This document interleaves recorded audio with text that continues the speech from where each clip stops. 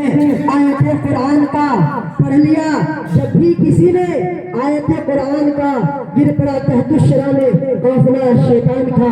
یہ تھے جناب قاری محمد عبد الباری صاحب، جو کہ بہت ہی اچھے انداز میں تلاوت کلام اللہ پڑھ رہے تھے، سنا رہے تھے. تھوڑی دیر کے لیے ایسا لگ رہا تھا کہ تھوڑی دیر کے لیے ان کی آواز پر چڑیا بھی سکتا کر جائے.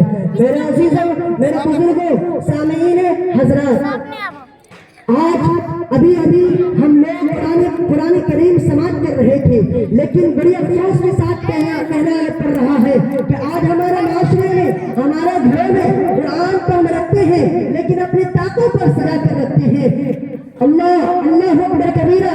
قرآن مقدس روز ہم سے یہ دعائیاں دیتی ہے، قرآن اپنا تعارف، قرآن اپنا انٹروڈکشن دیتا ہے. روز مرہ قرآن ہم سے کہتا ہے کہ میں پیدا ہوں، میں ہوا ہوں، جزیرت کا میں دریا ہوں. میں پیدا ہوں، میں ہوا ہوں، جزیرت کا میں دریا ہوں. خدا بندے دو عالم کا مجھے فرمان کہتے ہیں، عدل سے دونوں عالم میں مجھے قرآن کہتے ہیں. اور کلیم اللہ بھی میں ہوں، کلام اللہ بھی میں ہوں. حفاظت کے لیے میرے گھر میں رکھنا عبادت، میرا گھر میں رکھنا فضیلت ہے، میرا پڑھنا عبادت ہے، میرا سننا عبادت ہے. میری توقیر کو سمجھو، میری عزت کو پہچانو. میرے ہر حرف پر 10 نیکیاں ہیں، نیکیاں ملتی ہیں دیوانوں. میں انسانوں کی دل میں ہوں، فرشتوں کی زباں پہ ہوں، زمین پر رہ کر بھی محفوظ اب تک آسمان پہ ہوں. میری توقیر کو سمجھو. روز مرہ قرآن ہم سے یہ دعائیاں دیتی ہے، لیکن افسوس کا مقام ہے ہم قرآن مقدس کی جو ہے عصمت اور عزت کو داغدار بنا رہے ہیں، قرآن مقدس کے ساتھ کھلواڑ کرتے ہیں.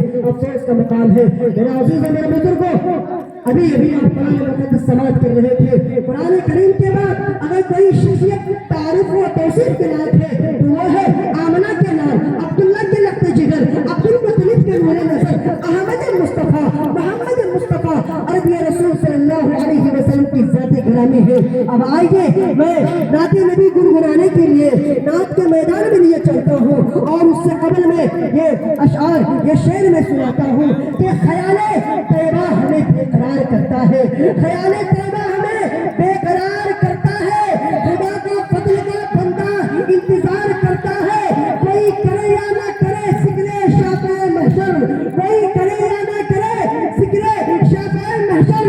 اور میرے نبی کا ذکر تو پروردگار کرتا ہے، میرے نبی کا ذکر تو پروردگار کہتا ہے. اور ایک شعر سنتے جائیے جسے نبی کے کردار کا غبار ملتا ہے، جسے نبی کے کردار کا غبار ملتا ہے. زمانہ اس کے ادا پہ نثار ملتا ہے، نہ زمانہ اس کے ادا پر نثار ملتا ہے. نہ فری فائر پبجی گیم کھیلنے سے نبی کے نعت پڑھنے سے دل کو قرار ملتا ہے. تو آئیے نعت نبی گنگنانے کے لیے اندر مدینہ اور بہترین ترنم کو میں آغاز دیتا ہوں اس شعر کے ساتھ. پھر میں ایک شعر پڑھ دیتا ہوں کہ چلا وہ تیر جو بہتر تیرے کمان میں ہے، چلا وہ تیر جو بہتر تیرے کمان میں ہے، سنا ہے کسی کا آنکھ کا زادی تیرے جبان میں ہے. اب آئیے نعت نبی گنگنانے کے لیے میں محمد رضوان صلی اللہ علیہ وسلم کو دعوت دیتا ہوں کہ وہ آئے اور نعت نبی